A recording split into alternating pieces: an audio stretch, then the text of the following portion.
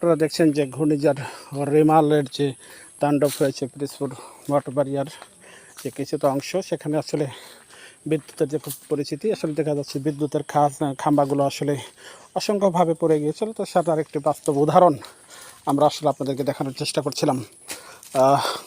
ঘূর্ণিঝড় রিমাল যে ক্ষতি করেছে তার একটা বাস্তব বা নজির আমরা আপনাদেরকে দেখাচ্ছি। আপনারা দেখতে থাকুন, আমাদের এই ভিডিওটি লাইভ সঙ্গে থাকুন।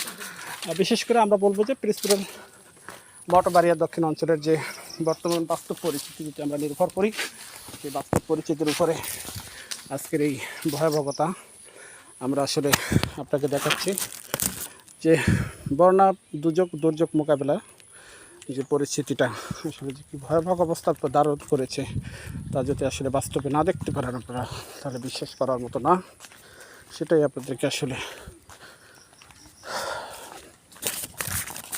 আমরা দেখাচ্ছি।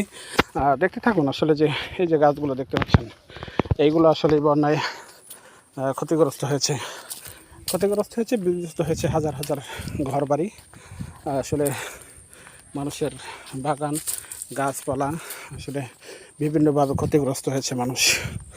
আসলে এলাকার মানুষের যে যোগাযোগের যে প্রক্রিয়া রয়েছে সেটা হচ্ছে বিদ্যুৎ, এবং বিদ্যুতের যে খাম্বাগুলো আসলে অসংখ্যভাবে রাস্তায় পড়ে আছে, যে আসলে সেটা আসলে বলার কোনো অবকাশ থাকে না। আমরা যদি আপনাকে দেখানোর চেষ্টা করি, সেটার একটি বাস্তব নজির আমরা আপনাকে দেখাচ্ছি।